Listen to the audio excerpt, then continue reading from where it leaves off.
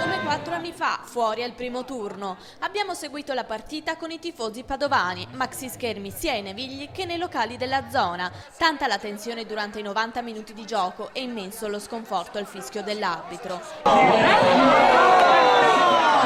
L'Uruguay passa, l'Italia sconfitta 1-0. Da italiano dico che abbiamo meritato di perdere, abbiamo fatto schifo e non abbiamo attenuanti, meritiamo di andare a casa. Mi dispiace, più che altro bisognava pensarci prima di vincere magari quella col Costa Rica. Un morso durante una partita non si è mai visto, vero? Però io l'avrei preso volentieri. L'unico lato positivo che siamo usciti è che la partita degli ottavi cadeva un giorno in cui ero di guardia in ospedale, quindi posso dire solo questo.